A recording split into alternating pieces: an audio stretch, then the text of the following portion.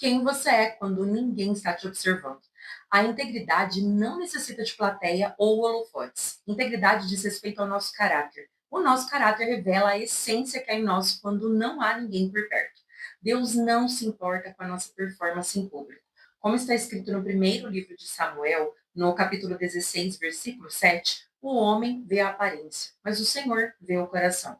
Você pode até conseguir sustentar várias versões diferentes, em casa, no trabalho, na igreja, na escola, mas o Deus que te vê conhece a intenção e o pensamento escondido em cada atitude. Ele não procura pessoas perfeitas porque elas não existem. O que ele busca em nós é inteireza e retidão do nosso coração. E isso diz respeito a deixar de justificar comportamentos inadequados e impulsivos gerados pela emoção que sentimos no momento e em se alinhar à única verdade que é o cumprimento de princípios.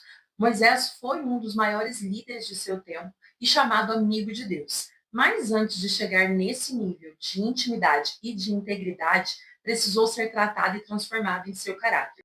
O livro de Êxodo nos conta no capítulo 2 que ele viu um certo egípcio que espancava um hebreu e, olhando de um lado e de outro, percebendo que não havia ninguém, matou o egípcio. Moisés não percebeu que não estava sozinho.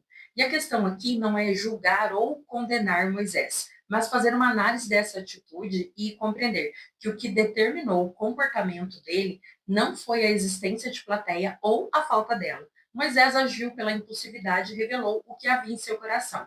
Agir por impulso nos impede de sermos assertivos e coerentes, porque nos baseamos na emoção que sentimos no momento e não refletimos sobre as consequências das nossas atitudes. Talvez hoje você possa prezar muito por uma boa reputação, e não há nada de errado nisso. Só é preciso lembrar que a boa reputação é uma extensão do nosso caráter e não precisa ser forçada em público, porque a partir do nosso caráter, nós agimos naturalmente, revelando quem somos, nossa identidade. A boa reputação é construída por meio de uma conduta adequada entre o que se diz e o que é vivido. A nossa integridade, quando ninguém está nos vendo, demonstra o nosso temor a Deus e exige de nós o domínio sobre as nossas emoções e a não sermos governados por comportamentos impulsivos. Reconhecer as nossas fraquezas e limitações é o primeiro passo para uma transformação genuína do nosso caráter.